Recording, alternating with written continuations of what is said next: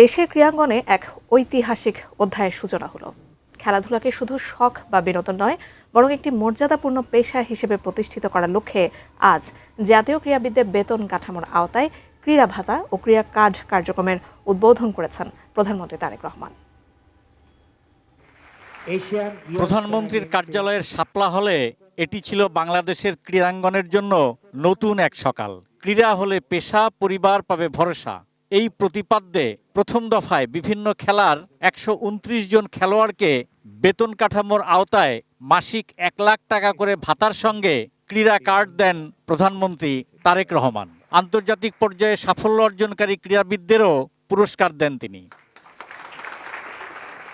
প্রধানমন্ত্রী ঘোষণা করেন, আগামী 30 এপ্রিল থেকে সারা দেশে নতুন কুড়ি স্পোর্টস কর্মসূচির মাধ্যমে তৃণমূলে প্রতিভা অন্বেষণের কাজ শুরু হবে। 30 এপ্রিল সিলেট থেকে আমরা শুরু করতে যাচ্ছি নতুন কুড়ি স্পোর্টস, এবং একই সাথে ইনশাল্লাহ এটা সারা দেশে শুরু হবে। আমরা 4র্থ শ্রেণী থেকে খেলাধুলাকে যাতে মোটামুটি কম্পালসারি করে, সেটার মধ্যে মার্ক থাকবে, সেটার মধ্যে পাস ফেল থাকবে। যুব ও ক্রীড়া প্রতিমন্ত্রী আমিনুল হক বলেন, ওয়ার্ড ভিত্তিক মাঠ তৈরি ও মাঠ দখলমুক্তকরণের লক্ষ্যে প্রধানমন্ত্রীর কার্যালয়ের নির্দেশনা মোতাবেক সারা দেশে প্রতিটি ইউনিয়নে 3 একর জমি অধিগ্রহণ পূর্বক মাঠ নির্মাণের জন্য কার্যক্রম শুরু করা হয়েছে।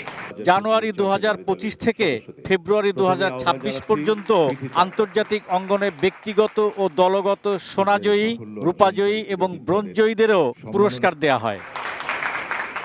সাব ফুটসাল জয়ী বাংলাদেশ নারী দলের অধিনায়ক সাবিনা খাতুন প্রধানমন্ত্রীকে ধন্যবাদ জানিয়ে একটি স্বতন্ত্র মাঠের দাবি জানান।